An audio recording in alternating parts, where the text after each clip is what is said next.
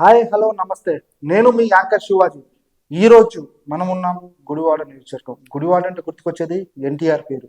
కానీ ఇక్కడ అదే గుడివాడలో 2009, 2014లో కూడా ఇక్కడ వైసీపీ పాగా ఇస్తుంది. కానీ ఆ కోటలను బద్దలు కొట్టింది కూటమి ప్రభుత్వం.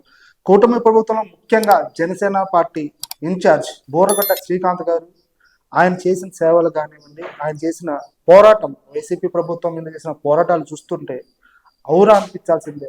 ఆయన మీద ఇప్పటికే దాదాపు ఒక 10 కేసులు గత వైసీపీ ప్రభుత్వం నమోదు చేసినాయి. ఆయన చేసిన పనులకి ఆయన రోడ్డు మీద వస్తే కేసు, ఇంటి బయట ఉంటే కేసు అని నానా ఇబ్బందులు పెట్టిందంట. అసలు ఆయన ఏం జరిగింది 2019 నుంచి 24 దాకా, ఇప్పుడున్న జనసేన పార్టీ పరిస్థితులు ఏంటి, అప్పుడున్న జనసేన పార్టీ పరిస్థితులు ఏంటో అనేది కూడా మనం తెలుసుకుందాం. సార్ శ్రీకాంత్ గారు నమస్తే. నమస్తే అండి. సార్, గుడివాడ నియోజకవర్గం అంటేనే ఒక ఆంధ్రప్రదేశ్ రాజకీయంలోనే హాట్ టాపిక్. ఈ నియోజకవర్గంలో మరి 2019 నుంచి 2024 వరకు ఎలా తట్టుకోగలిగారు? ఇక్కడ జనసేన పార్టీ నామమాత్రంగా ఉందా అంటారా? 2019 నుంచి 24 వరకు ఇదే రాక్షస రాజ్యం, ఇదేంటి ఒక సైకో పాలన జగన్మోహన్ రెడ్డి ఆధ్వర్యంలో జరిగింది. అలాగే ముఖ్యంగా చూసుకుంటే కనుక గుడివాడలో ఎవరైతే 20 సంవత్సరాలుగా ఒక వ్యక్తే శాసనసభ్యుడిగా ఉండి పార్టీ మారి వైసీపీలో 2019 నుంచి 24 వరకు కొడాలి నాని ఇక్కడ చేసి మంత్రి అయ్యి ఏదైతే ప్రతిపక్షాలని అనగదొక్కాలని చెప్పి చూసి ఆ రోజున ఏదైతే జనసేన పార్టీ తరఫున మేము గుడివాడ నియోజకవర్గంలో అనేకటువంటి కార్యక్రమాలు చేసుకుంటూ వెళ్తుంటే మా మీద అనేక కేసులు ఆ రోజున మోపబడ్డాయి. బయటకు వస్తే కేసు, ఇంట్లో ఉన్న హౌస్ అరెస్టు. అదే జగన్మోహన్ రెడ్డి గుడివాడ వస్తున్నాడంటే 2 రోజుల ముందు నుంచి కూడా హౌస్ అరెస్ట్ చేసిన పరిస్థితులు మేము గుడివాడలో చూసాం. ఏదైతే కొడాలి నాని ఒక సైకో యొక్క పాలనలో కొడాలి నాని ఆయన్ని కాపాడుకునే ప్రయత్నంలో మమ్మల్ని అందరినీ కూడా అనగదొక్కాలని చూశాడు. ముఖ్యంగా చూసుకుంటే కనుక గుడివాడలో ఆ రోజున జనసేన పార్టీ అప్పుడు చాలా బలంగా పోరాడాం. పవన్ కళ్యాణ్ గారి యొక్క నాయకత్వంలో, ఆయన యొక్క సారథ్యంలో జనసేన పార్టీని ముందుకు తీసుకెళ్ళాం.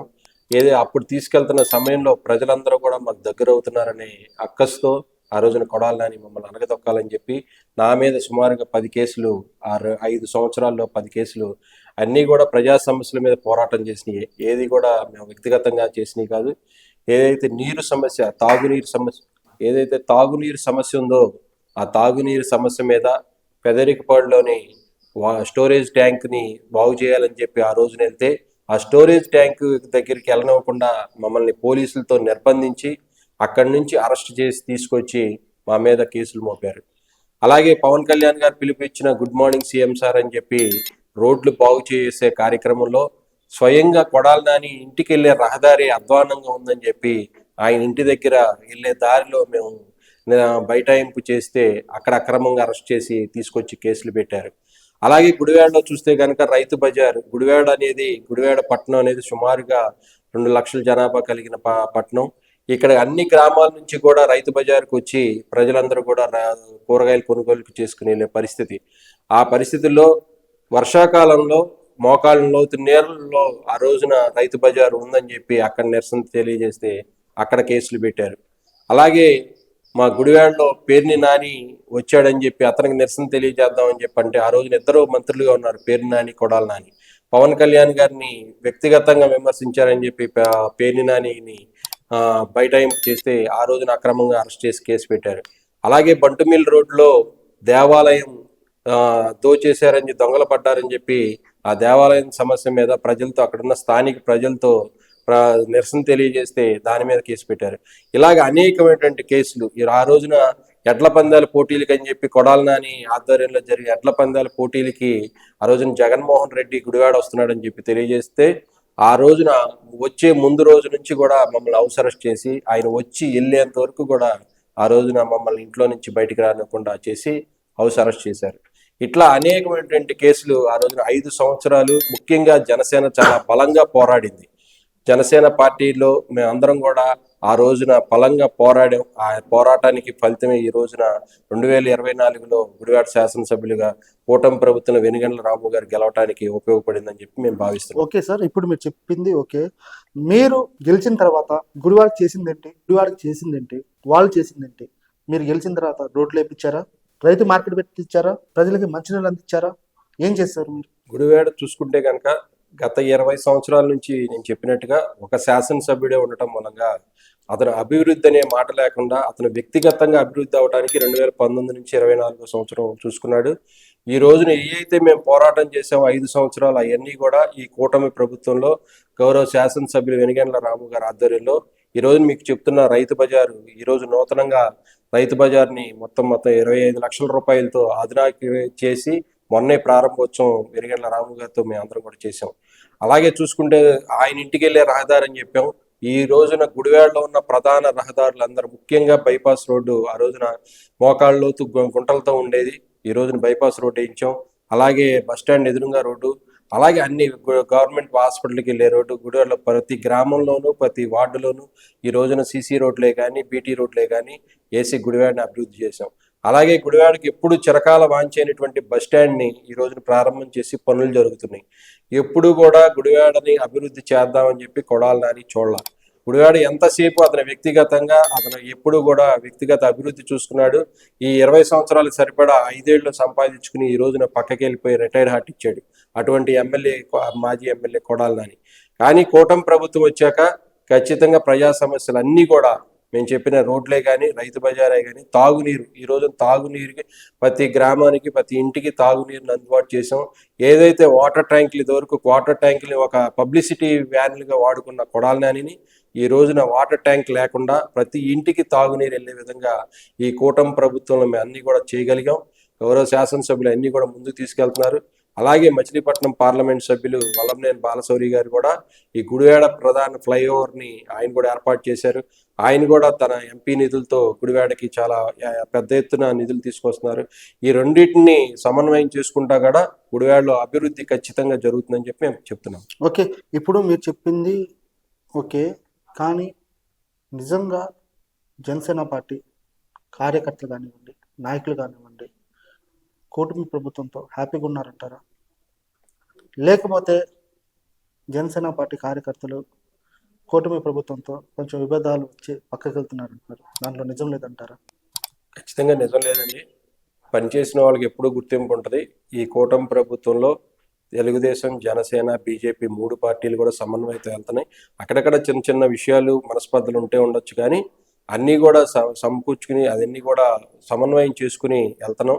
ముఖ్యంగా మేము గుడివాడలో చూసుకుంటే కనుక మేము 3 పార్టీలు కూడా సమన్వయం చేసుకుంటూ వెళ్తా ఏదైతే మనకు రావాల్సిన వాటాల్లో రావాల్సిన హక్కుల్లో మా అయితే పదవులే కానీ రోడ్లే కానీ సీఎం రిలీఫ్ ఫండ్లు కానీ మన కార్యకర్తలు అన్నింటినీ కూడా చేయించుకుంటా గుడివాడలో మంచి సమన్వయంతో మా శాసనసభ్యులు వెనిగండ్ల రాము గారితో మేము ముందుకెళ్తున్నాం.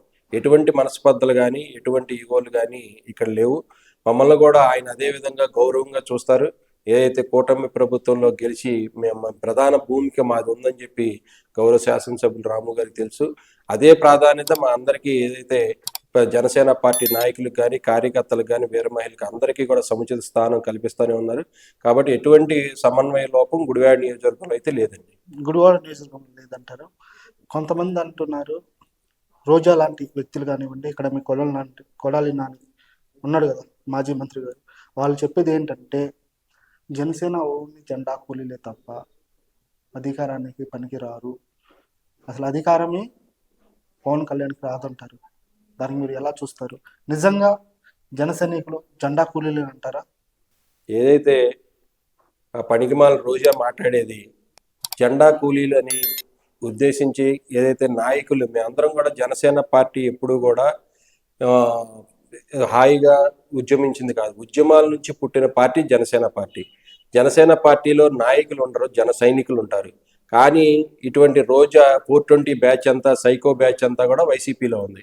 ఆ 420 పచ్చకామలు వచ్చినప్పుడు లోకం అంతా పచ్చ కనబడినట్టు ఆ రోజాకి ఎప్పుడు కూడా దానికి అలాగే కనబడతా ఉంటుంది. అనకూడదు కానీ నిన్న కాక మొన్న వ్యక్తిగతంగా అందరినీ దూషిస్తూ ఉంటుంది.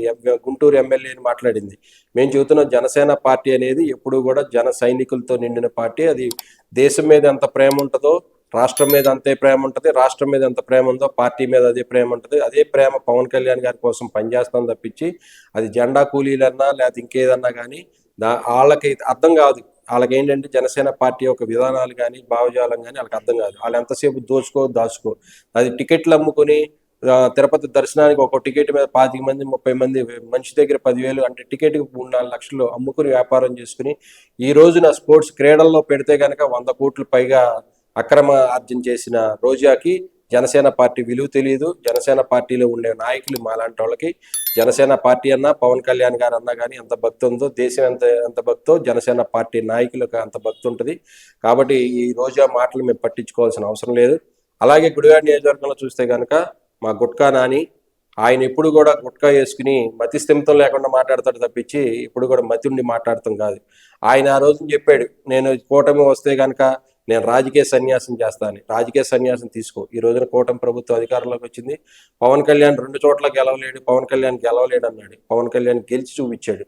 కాబట్టి నువ్వు ఆ రోజున చంద్రబాబు నాయుడు బూట్లు నాకుతాను, ఈ రోజున ఆ పని మీద ఉండు. అంతే తప్పించి జనసేన పార్టీ గురించి కానీ కూటమి గురించి కానీ ఈ రోజున గుడివాడలో ఒక అభివృద్ధి చూస్తే నువ్వు కనుక ఒక్క డెప్ప మట్టి కూడా ఈ రోజున గుడివాడలో 20 సంవత్సరాల్లో కొడాలని గుడివాడలో ఒక్క డెప్ప మట్టి కూడా పోసి అభివృద్ధి చేయాల. ఈ రోజున ఈ 2 సంవత్సరాల్లో అనేక అభివృద్ధి కార్యక్రమాలు ఈ రోజున చూస్తే కనుక గుడివాడ బస్టాండ్ ఉదాహరణ. గుడివాడ బస్టాండ్ బాగు చేద్దామని కనీసం ఆ వెనకాల షెడ్ కట్టి 9 కోట్లు అక్రమార్జన చేశారు. అంతే తప్పించి బస్టాండ్ డెవలప్ చేద్దాం లేదు. ఈ రోజున ఆ బస్టాండ్ అభివృద్ధి దేదీప్యమానంగా జరుగుతుంది. ఈ రోజు రేపొద్దున ప్రజలే చెప్తారు ఈయనకి గుడివాడలో ఈయనకి ఎంత స్థానం ఉందో. గుడివాడలో మాట్లాడకుండా వెళ్ళిపోయి గుంటూరులో మాట్లాడుతున్నాడు. కాబట్టి నువ్వు ఇంకెప్పటికైనా రిటైర్ తీసుకుని, నీకు రిటైర్మెంట్ రోజు వచ్చేసింది, రిటైర్ తీసుకోవాలని చెప్పి కొడాలని చెప్తున్నాను. ఓకే, ఇప్పుడు మీ జనసేనకి ఇప్పుడున్న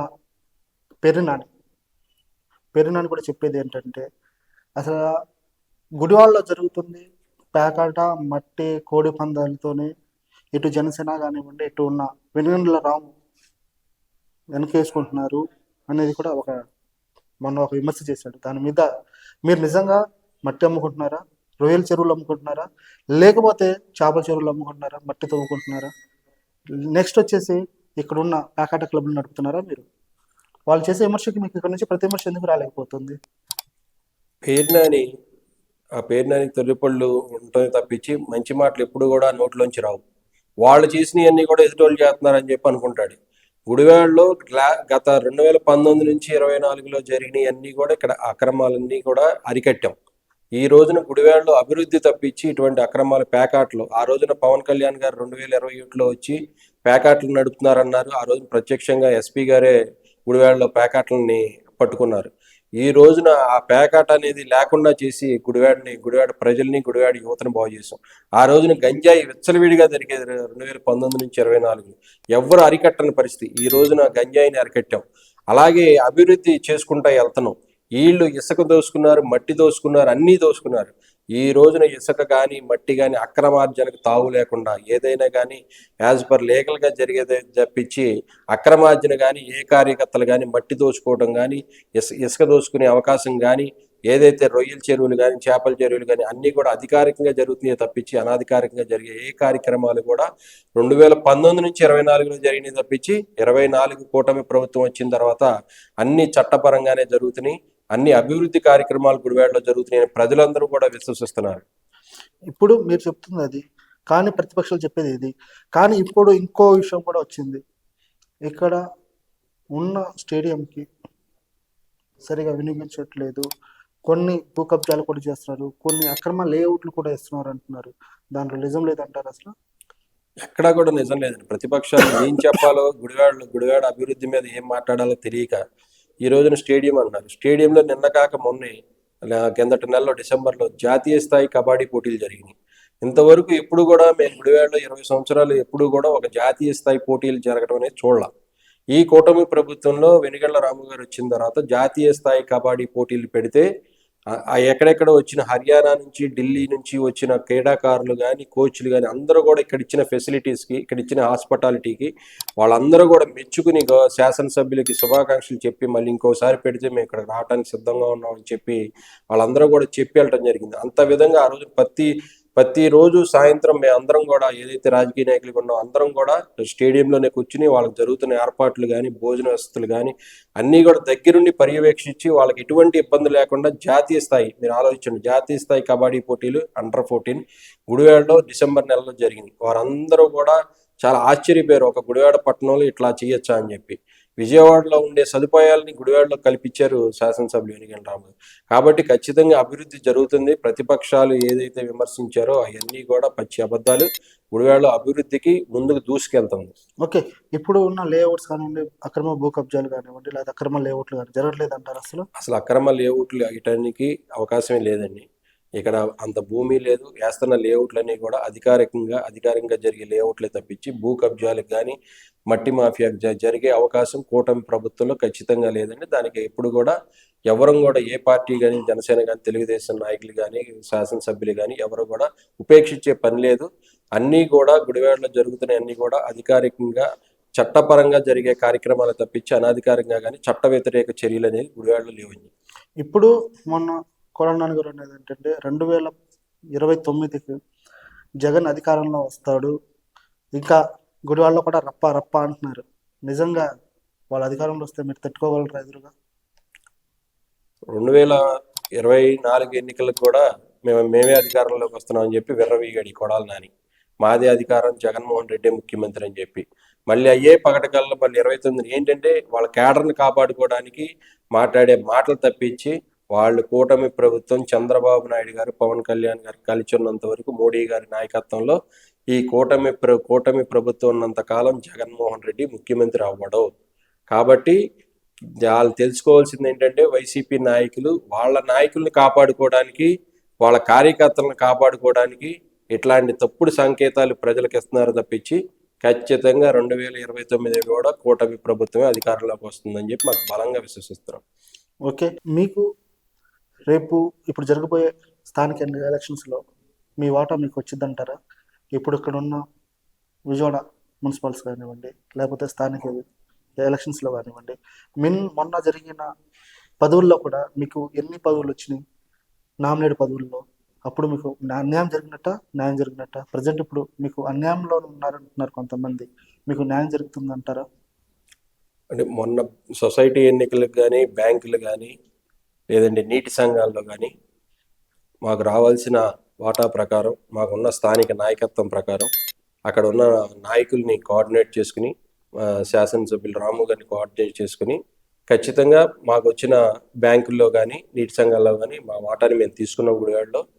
అలాగే రేపొద్దున్న వచ్చే స్థానిక సంస్థలు, మున్సిపాలిటీలు కానీ, పంచాయతీలు కానీ ఖచ్చితంగా జనసేన పార్టీకి రావాల్సిన వాటా ప్రకారం ఏ అయితే వాటా ఉందో అంతకుముందు నిర్ణయించిన 30% కానీ అది మా అధినాయకులు పవన్ కళ్యాణ్ గారితో అధిష్టానంతో మాట్లాడుకుని ఖచ్చితంగా ఇక్కడ ఉన్న బలాలను బట్టి ఆ యొక్క వాటాన్ని తెచ్చుకునే విధంగా మేము ఖచ్చితంగా ఇక్కడ సమన్వయంతో పనిచేస్తామని చెప్పి ఆ వాటా ప్రకారం మాకు ఖచ్చితంగా మేము చేస్తామని చెప్పి ప్రయత్నం. ఇప్పుడు మొన్న జరిగిన పిఎస్సిఎస్ అధ్యక్షులు అనివ్వండి, మీకు ఎన్ని ఉంటే ఎన్ని ఇచ్చారు?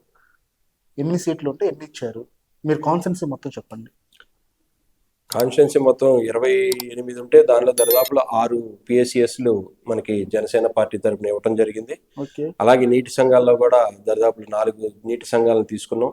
అవన్నీ కూడా కొంచెం టెక్నికల్గా ఉంటాయి కాబట్టి దానికి ఒక 2 అటు ఇటు అయినా కానీ ఖచ్చితంగా మనకు రావాల్సిన దాని ప్రకారం మన బలం ఉన్న చోట్ల అవన్నీ కూడా మేము తీసుకున్నాము.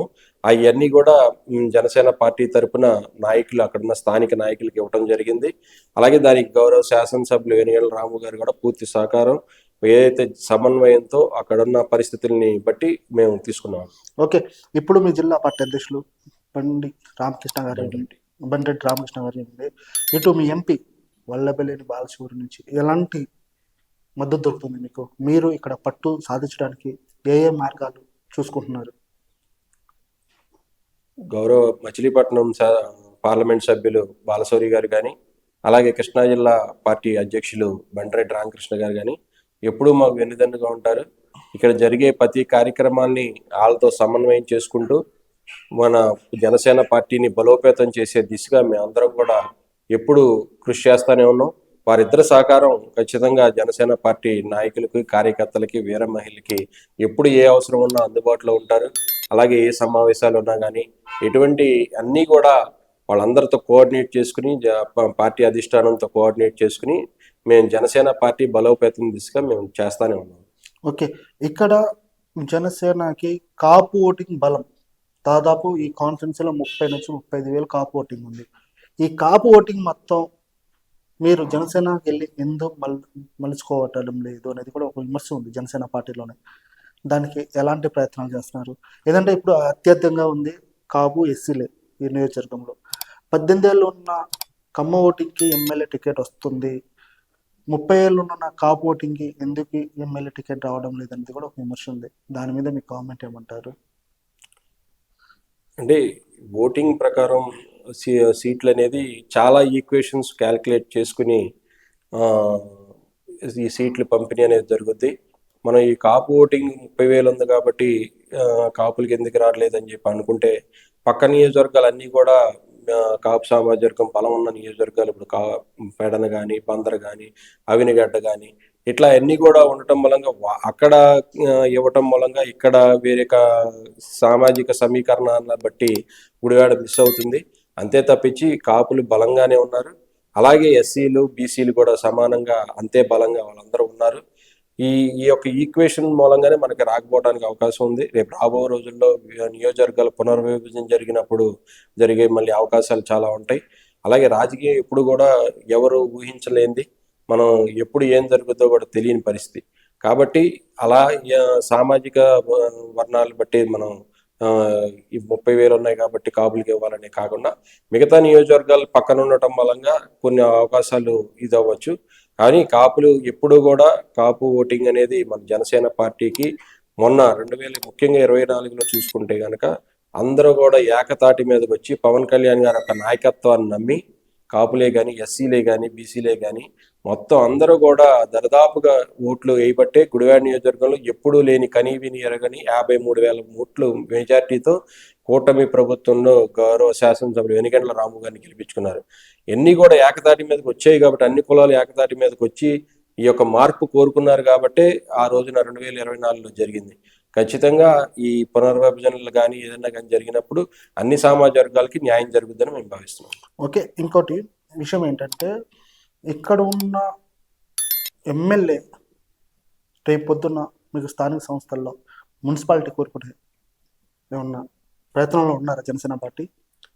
ఖచ్చితంగా అండి. ఇప్పుడు మీరు అన్నట్టు సామాజిక వర్గం అనే కాదు, జనసేన పార్టీ ప్రభావం గట్టిగా మేము గత 20 సంవత్సరాల నుంచి కూడా ఇక్కడ నాయకత్వం మేమందరం కూడా పనిచేస్తూ ఏకతాటి మీద ఈ యొక్క జనసేన పార్టీని నడిపించుకుంటూ వెళ్తున్నాం కాబట్టి జనసేన ప్రభావం గుడివాడ నియోజకవర్గంలో బలంగా ఉంటుంది. ఆ బలంగా ఉంటుంది అనేది శాసనసభ్యులు రాము గారికి తెలుసు కాబట్టి ఏదైతే మున్సిపాలిటీ కానీ స్థానిక సంస్థల పంచాయతీలు అన్నీ కూడా మేము ఆయన దృష్టిలో పెట్టాం. అలాగే జనసేన పార్టీ అధిష్టానం అయినటువంటి మంగళగిరి కేంద్ర కార్యాలయం వారితో కూడా మేము ఎప్పుడూ ఉంటాం, టచ్లో ఉంటాం. అలాగే జిల్లా అధ్యక్షులు ఎంపీ గారు అందరూ ఉన్నారు. వారందరికీ కూడా ఎప్పటికప్పుడు ఇక్కడ పరిస్థితుల్ని ఇక్కడ మన జనసేన పార్టీ ఎలా బలోపేతంగా ముందుకెళ్లాలనే దాని మీద అలాగే స్థానిక సంస్థల మీద అన్నిటి మీద కూడా వారందరికీ కూడా తెలియజేసాం. కాబట్టి రేపొద్దున రాబో రోజుల్లో స్థానిక సంస్థల ఎన్నికల్లో జనసేన పార్టీకి న్యాయం జరుగుతుందని చెప్పి మేము అందరం కూడా అనుకుంటాం. ముఖ్యంగా గుడివాడ మున్సిపల్ మీద కన్నేస్తున్నారా లేదా జనసేన పార్టీ? అది ఒకటి, ఒక రాజకీయ నాయకుడికి ఉంటుంది ఒక మున్సిపల్ చైర్మన్ చేయాలో లేకపోతే ఇది చేయాలో. మీకు ఇక్కడ గుడివాడ మున్సిపల్ చైర్మన్ పీఠ మీద కన్ను ఉందా లేదా? ఖచ్చితంగా ఇప్పుడు పార్టీ బలంగా ఉన్నప్పుడు దాని మీద అడగటం మన కోరికని చెప్పడం కూడా సహజం అది. కాబట్టి మా శాసనసభ్యులు రాము గారికి పార్టీ అధిష్టానానికి కూడా మేము తెలియజేసాం. జనసేన పార్టీకి మున్సిపాలిటీ ఇస్తే బాగుంటుందని చెప్పి మా యొక్క అభిప్రాయాన్ని తెలియజేసాం. వారందరూ కూడా ఆలోచించి చేస్తామని న్యాయం చేస్తామని చెప్పారు. మేమందరం కూడా దాని మీద దృష్టి పెట్టి రేపు స్థానిక సంస్థలు ముఖ్యంగా మున్సిపాలిటీ ఎన్నికల్లో జనసేన పార్టీ ప్రభావం బలంగా ఉంది కాబట్టి మేము దాన్ని మరింత బలోపేతం చేసి మున్సిపాలిటీని లో మా అందరం సమన్వయంతో పనిచేసి మున్సిపాలిటీని కైవసం చేసుకోవడానికి మేము అందరం కూడా కృషి చేస్తామని చెప్పి తెలియజేస్తాం. ఇంకా 2-3 నెలల్లో ఎలక్షన్స్ ఉన్నాయి. దీనికి ఇప్పటి నుంచే ప్రయత్నాలు స్టార్ట్ చేశారంటారా ముమ్మరంగా? ఎప్పుడు కూడా మున్సిపల్ ఎలక్షన్ అనే కాదు, ఎప్పుడు కూడా మేము గుడివాడ పట్టణంలో చూసుకుంటే కనుక 36 వార్డులకు కూడా మేము ఎప్పుడు కూడా కమిటీలు వేసుకుని ఉన్నాం. ఆ 36 వార్డుల్లో ఎప్పుడు కూడా ఏదో కార్యక్రమం చేస్తానే ఉన్నాం. ముఖ్యంగా ఇప్పుడు ఈ ఉద్యమీ సభ్యత్వ నమోదు కార్యక్రమం అవకాశంగా చేసుకుని ప్రతి వార్డుల్లోనూ ఈ రోజున మా సాధకుల ద్వారా ఎవరైతే వాలంటీర్లు ఉన్నారో వారి ద్వారా ప్రతి ఇంటికి డోర్ టు డోర్ వెళ్ళి ఈ యొక్క సభ్యత్వ నమోదు కార్యక్రమాన్ని ఇది ఒక అవకాశంగా ప్రజల్ని కలిసి ప్రజలకు దగ్గర అయ్యే విధంగా మేము దీన్ని అవకాశంగా తీసుకున్నాం. ముఖ్యంగా ఇప్పుడు చూస్తే కనుక మేము బేతోల్లో చేసి వచ్చాం. అలాగే మిగతా సాధకులు అందరూ కూడా వారి వారి వార్డుల్లో చేసుకుంటూ వస్తున్నారు. కాబట్టి మున్సిపల్ ఎన్నికలనే కాదు కానీ ప్రజలకు ఎప్పుడు కూడా జనసేన పార్టీ అక్కడ ప్రజా సమస్యలు వచ్చినా కానీ ముఖ్యంగా ముందుగా కలిసే వాళ్ళు ఎవరంటే జనసేన పార్టీ నాయకులను కలిసి వారి యొక్క సమస్యను చెప్పుకున్నారు. అలాగే గుడివాడ కార్యాలయంలో కూడా ఎప్పుడు ఎవరో ఒకళ్ళు తమ ప్రజా సమస్యల మీద వచ్చి ఇక్కడ మనకి విన్నపాలు చేసుకుంటూనే ఉంటారు. మేము ఈ సాధ్యమైనంత వరకు వాటిని సాల్వ్ చేయడానికి మేము అందరం కూడా ఎప్పుడు కృషి చేస్తున్నాం. కాబట్టి జనసేన పార్టీ ఎప్పుడు గుడివాడ మున్సిపాలిటీలో ప్రజలందరికీ దగ్గరగా ఉన్న నాయకులందరూ కూడా పనిచేస్తున్నాం. ఓకే, ఇప్పుడు మీకు 2026 సభ్యత్వ నమోదు కార్యక్రమం స్టార్ట్ అయింది. గతంలో సభ్యత్వాలు ఎన్ని ఉన్నాయి, ఇప్పుడు ఎన్ని చేయబోతున్నారు? గతంలో సుమారుగా 6,000 సభ్యత్వాలు ఉన్నాయండి. ఈసారి దాన్ని త్రిపుల్ చేసి 20,000 సభ్యత్వాలు చేయాలని చెప్పి మేము అందరం కూడా ప్రయత్నం చేస్తున్నాం. ఈ సాధకులందరూ కూడా గట్టిగా డోర్ టు డోర్ తిరిగి చేస్తున్నారు. ప్రజలందరూ కూడా జనసేన పార్టీని ఆదరిస్తున్నారు. పవన్ కళ్యాణ్ గారు చేసే మంచి పనులు ఆదరిస్తున్నారు. వారికి వారే స్వచ్ఛందంగా వచ్చి జనసేన సభ్యత్వాన్ని తీసుకోవడానికి ఎంతో మంది ఉత్సాహం చూపిస్తున్నారు. మా పార్టీ కార్యాలయానికి కూడా రోజు ఎవరు వచ్చి సభ్యత్వం తీసుకుంటారు. ఏ పార్టీ కూడా ఇంత ఉత్సాహంగా సభ్యత్వాలు తీసుకునేది ఉండదు. మిగతా వాళ్ళు అయితే కనుక వెళ్ళి బలవంతంగా చేయించడమో లేకపోతే వాళ్ళకి అవసరాల కోసం చేయించడం తప్పించి జనసేన పార్టీ సభ్యత్వం తీసుకుంటే ఒక భరోసా, ఒక ధీమా, జనసేన ఒక ధైర్యంగా జనసేన పార్టీ సభ్యుడిని అని చెప్పడానికి వయసుతో సంబంధం లేకుండా వచ్చి జనసేన పార్టీ సభ్యత్వాన్ని తీసుకునే వాళ్ళు ఉన్నారు. కాబట్టి ఈ ఉద్యమీ సభ్యత్వాన్ని ఖచ్చితంగా దీన్ని ప్రజలకు దగ్గరికి చేరువయ్యే విధంగా దీన్ని అవకాశంగా తీసుకుని మేము అందరం కూడా పనిచేస్తున్నాం. ఓకే, ఇప్పుడు 20,000 సభ్యత్వాలు చేసేసి ఇక్కడ పార్టీ స్ట్రాంగ్ మీ అధినేతకి స్ట్రాంగ్ ఉందని చెప్పి చూపించుకోవడానికి ఎలాంటి ప్రయత్నాలు చేస్తున్నారు? ఆ 20,000 నుంచి ఒక 40,000 30,000 చేయడానికి కూడా ప్రయత్నిస్తారు. ఖచ్చితంగా అండి. దాన్ని ఇప్పుడు 6,000 సభ్యత్వ ఉన్న దాన్ని ఇప్పుడు పవన్ కళ్యాణ్ గారు ఉప ముఖ్యమంత్రి అయిన తర్వాత దాన్ని 20,000 తీసుకెళ్ళాం. ఆ 20,000 నుంచి ఎంత వచ్చినా కానీ దాని అవకాశాన్ని బట్టి టైంని బట్టి ఖచ్చితంగా దీన్ని ముందుకు తీసుకెళ్తానికి మేము ప్రయత్నం చేస్తున్నాం. అది 20,000 25,000 ఒక నంబర్ కాదు కానీ ప్రతి వార్డులోనూ జనసేన సభ్యుడు ఉండే విధంగా, ప్రతి గ్రామంలోనూ జనసేన సభ్యత్వం ఉండే విధంగా మేమందరం ప్లాన్ చేస్తున్నాం. దానికి ఎంతైనా రావచ్చండి, అది నెంబర్ ఇప్పుడు అనేది కాదు కానీ ప్రతి గ్రామంలోనూ ప్రతి వార్డులోనూ జనసేన సభ్యత్వం తీసుకునే సభ్యత్వం ఉండాలని చెప్పేది మా ఆకాంక్ష. ఆ విధంగానే పనిచేస్తున్నాం. ఓకే, ఇప్పుడు ఫైనల్ క్వశ్చన్ అన్న, ఇక్కడ ప్రజలతో మమేకమై ప్రజలతో పాటు ఉండడానికి ఎలాంటి కృషి చేస్తున్నారు మీరు? ప్రజలతో మేము ఎప్పుడు కూడా జనసేన పార్టీ అంటేనే ప్రజలతో ఉండే పార్టీ, ప్రజా సమస్యల కోసం పోరాడే పార్టీ. ప్రజలందరూ కూడా ఇప్పుడు మేము అధికారంలోకి వచ్చి కూటమి ప్రభుత్వం అధికారంలోకి వచ్చినా ఏ సమస్య ఉన్నా ముఖ్యంగా టిట్కో సమస్యలు కానీ, ఇక్కడ టిట్కో సమస్యలు ఎక్కువ ఉంటాయి. అంతకుముందు పట్టాలు ఇచ్చేశారు, వాళ్ళు ఎవరికి ఇల్లు కేటాయించలేదు. అటువంటి సమస్యలు కానీ, తాగునీరు సమస్యలు కానీ, ఇంటి పన్ను సమస్యలు కానీ, ఇప్పుడు కొత్తగా పెన్షన్కి అప్లై చేసుకోవడానికి కానీ, ఇటువంటి సమస్యలన్నిటి కూడా మా దగ్గరికి ప్రజలు వస్తారన్నారు. కొన్ని మేము ప్రజల దగ్గరికి వెళ్ళి అన్న సమస్యలు ఉన్నా కానీ, డ్రైనేజ్ సమస్యలు ఉన్నా కానీ, ఏ సమస్యలు ఉన్నా కానీ మేము ముందు ప్రజల దగ్గర ఉంటాం. ప్రజలు మా దగ్గరికి వస్తారు. మేము వచ్చిన వాళ్ళందరికీ కూడా వాళ్ళని సాటిస్ఫై చేసి వాళ్ళ యొక్క సమస్యని సమర్థవంతంగా పూర్తయ్యే విధంగా మేము కృషి చేస్తున్నాం. అలాగే మేము పొద్దున్న ఏదో టైం పెట్టుకుని పొద్దున్న సాయంత్రం ఎప్పుడో ఒకప్పుడు ప్రజలు కలుస్తూనే ఉన్నాం, ప్రజలతో పాటే ఉంటాం. ప్రజలందరికీ కూడా తెలుసు జనసేన పార్టీ ఉంటే అక్కడ ఆ ప్రాబ్లం ఏమైనా వస్తే జనసేన పార్టీ వాళ్ళ దగ్గరికి వెళ్ళాలి, పలానా శ్రీకాంత్ గారి దగ్గరికి వెళ్తే ఈ సమస్య తీరుద్దని చెప్పి అనుకుంటారు. కాబట్టి ఆ అనుకున్న దాన్ని మేము 10 అంతలు ఎక్కువ కష్టపడి ఆ యొక్క సమస్యను తీర్చే విధంగా మేము ముందుకు తీసుకెళ్తున్నాం అండి. ఓకే సార్, థ్యాంక్ యూ అండి. ఇదండి బోరగడ్డ శ్రీకాంత్ చెప్తున్నారు. ఏమంటే ఇక్కడ నియోజకవర్గంలో మేము పట్టు సాధిస్తున్నాము, పట్టుతోనే ముందుకు వెళ్తున్నాము, మాకు రావాల్సిన వాటా కూడా మేము తీసుకోగలుగుతున్నాము. ఏంటంటే మా పార్టీ ఇక్కడ బలోపేతం కోసం అహర్నిశలు కృషి చేస్తున్నాము. రేపు జరగబోయే స్థానిక సంస్థల ఎన్నికల్లో కూడా మేము ఇక్కడ గుడివాడ మున్సిపాలిటీతో పాటు స్థానిక సంస్థల ఎన్నికల్లో కూడా మా వాటా మేము తీసుకోవడానికి కూడా ముందుంటాము. మేము చేసిన పనులు కానివ్వండి, మేము కష్టపడే చూసి కూడా వెనుగంట్ల ఇక్కడ ఉన్న ఎమ్మెల్యే వెనుగంట్ల రామ్మోహన్తో పాటు మాకు కూడా ఆయన కొన్ని సూచనల సలహాల మేరకు, ఇక్కడ ఉన్న ఎంపీ బాలశౌరి సూచనల మేరకు ఇక్కడ మేము మరిన్ని సభ్యత్వాలు కూడా ఒక 20 నుంచి 30,000 సభ్యత్వాలు కూడా చేసేసి ఇక్కడ పార్టీ స్ట్రాంగ్ ఉందని చెప్పేసి కూడా కేంద్ర కార్యాలయాన్ని కూడా చెప్తున్నాము.